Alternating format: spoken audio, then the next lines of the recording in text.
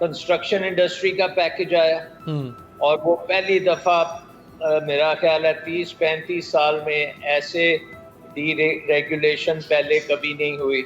उसके बाद export sector का पैकेज आया, उनकी बिजली का और उनकी इनपुट कॉस्ट की जो कॉस्ट ऑफ डूइंग बिजनेस थी उसको गवर्नमेंट ने रिकग्नाइज किया और आप देखते हैं कि एक्सपोर्ट्स में बेशुमार इजाफा होता जा रहा है माशाल्लाह से।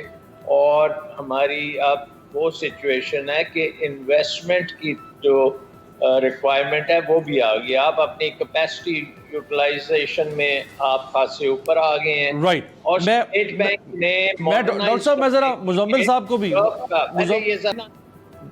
जी फरमा दें। ये सारी चीजें कैसे एकदम हो गई और जो टर्फ प्रोग्राम है उसके लिए बड़े सस्ते दामों पे टेक्सटाइल इंडस्ट्री और एक्सपोर्ट सेक्टर की सपोर्ट की गई और इनके रिफंड्स जो थे जो बहुत अरसे से फंसे हुए थे वो वापस किए गए।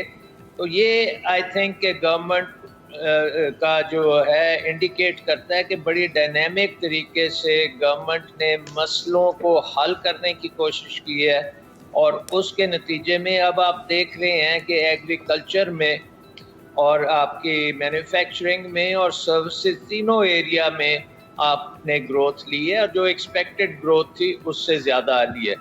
इसकी वजह जो है कि ये जो पैकेजेस दिए गए हैं उन्होंने काम किया है और आई थिंक कि ये एक अच्छी जो है बिगनिंग है। ठीक है, अब बिल्कुल ठीक है शाह साहब। मैं जरा मुजम्मिल साहब को भी शामिल कर लूँ। मुजम्मिल साहब, अगर हम अलग-अलग कुछ सेक्टर्स को उठा के देखें, ये जी हमने हमारी एक्सपोर्ट बढ़ी है, इसका मतलब एक्सपोर्ट बढ़ी है, इसका मतलब ये कि आपकी इंडस्ट्रियल प्रोडक्शन बढ़ी है।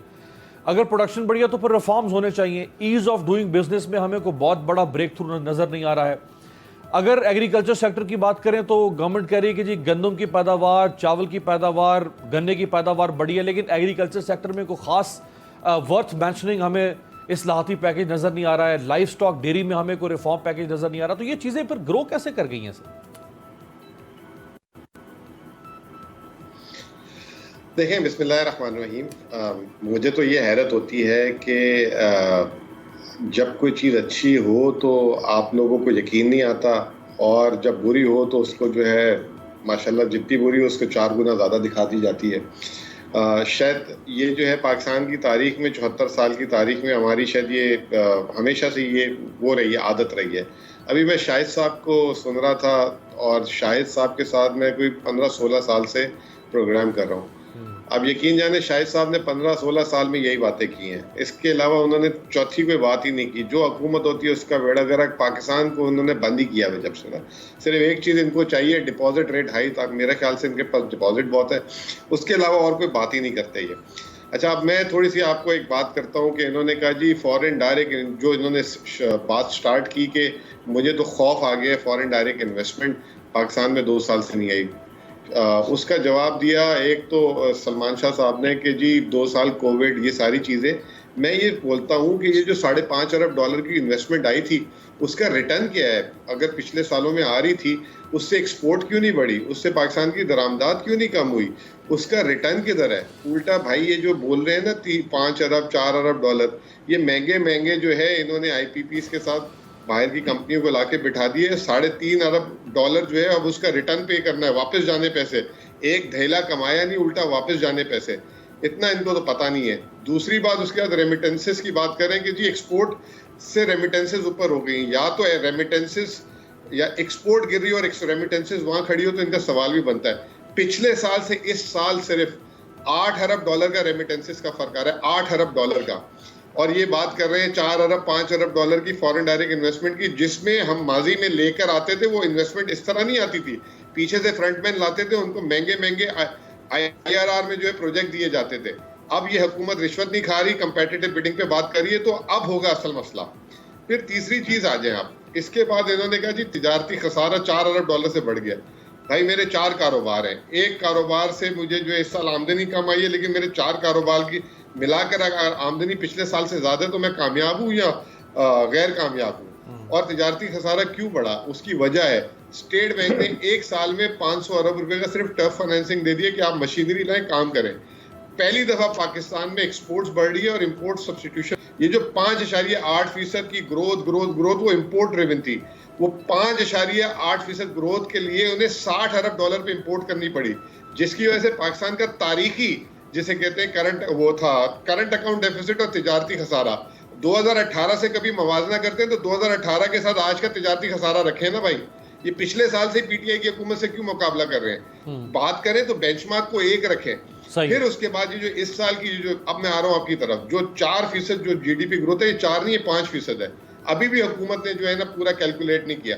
और ये जो शाहिद साहब बात कर रहे हैं, पिछले 15 साल से बजट में बैठ रहे हैं, ये पाकिस्तान में इसी वक्त हर साल उस साल की जीडीपी के बारे में बताया जाता है। ये कोई पहली दफा पीटीआई की हुकूमत ने नहीं किया, ये उसी वक्त प्रोविजनल एस्टिमेट्स दिए जाते हैं। और अगर इनको यकीन नहीं आ रहा कि मुल्क में पैदावार, या आपको यकीन नहीं आ रहा या किसी और को यकीन नहीं आ रहा पैदावार नहीं हो रही मुल्क में, तो उसका एक उल्टा तरीका भी है चेक करने का।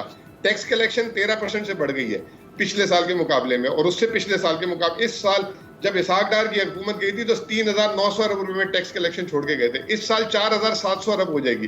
कैसे कह सकते हैं 4,700 अरब रुपए की मईशत जो है उसका हजम छोटा, और जब 3,800 अरब रुपए टैक्स मिला था उसका हजम ज्यादा है? किसी का दिमाग काम करता है? मुझे तो बात ही नहीं समझ आती। फिर इसके बाद आप आ जाए, इसके अलावा सेल्स ग्रोथ पे आ जाए। ऑयल की इस साल जो है 18% ज्यादा सेल्स हुई है, ऑटोज 52% ज्यादा सेल हुई है, सीमेंट की सेल 20% से ज्यादा हुई है। कंपनीज की प्रॉफिटेबिलिटी की बात कर लें, अभी आपकी जो इंट्रो में एक क्लिप चल रहा था कि 6 से 7 इंडस्ट्रियलिस्ट आर्मी चीफ के पास चले गए कि जी हमारे कारोबार बंद हो रहे हैं। केसी 100 की थर्ड क्वार्टर की अर्निंग ग्रोथ 93% आई है, 93%। और एलएसएम की बात कर लें, 2018 से अब उसका भी जो है पैमाना ऊपर आ गया। मुझे तो समझ नहीं आती कि हमें क्या एलर्जी है कि अगर इस मुल्क में अच्छा हो रहा है तो उसको जानबूझ के जो है उसको नेगेटिव करना। क्या हमें पैसे मिलते हैं, या हम खुद अगर तरक्की नहीं कर पा रहे तो उसका जो है पैमाना आपकी तरक्की है वो नहीं हो रही तो मुल्क को आप कह दें कि तरक्की नहीं कर रहे? ये क्या पैमाने हुए? बात करें डेटा की बेस पे करें। और मुझे समझ ये नहीं आता कि जी ये 4% फज है। अच्छा चले आप कह रहे हैं फज है तो आप प्रूफ करें ना किसी नंबर से। तो नंबर कोई है नहीं, इधर की बातें उधर की बातें। अब ये जो है शाहिद साहब कह रहे हैं, शौकत तरीन ने कह दिया था कि जी 1 महीने पहले मुल्क का मैशत का बेड़ा गर्क हो गया। ये दलील है इनकी, दलील दें कि फैक्ट्स से बात करें, नंबर से बात करें। इनके पास अगर वीट के नंबर है तो उसकी बात करें, इनके पास अगर एलएसएम के नंबर अगर गलत कोटेड है तो उसकी बात करें। सही। ये क्या तरीका हुआ कि बस आके जो है आपकी टीवी जो इजाजत दे देता है ऑल फॉल बोल दें, जो आके जो उनके अंदर पीछे कोई चीज बैक करने के लिए कुछ हो ना। और उल्टी सीधी मिसालें, जो 18 का नंबर अच्छा लगता है 18 का सुना देंगे, जो 8 का नंबर अच्छा लगेगा 8 का, कभी 11 का नंबर अच्छा लगेगा तो 11 का। मुकाबला आपने मवाजना करना है तो एक बेस से उठाएं सारी बातें। ठीक हो गया। सब्सक्राइब करें और बेल दबाएं ताकि कोई खबर रह न जाए।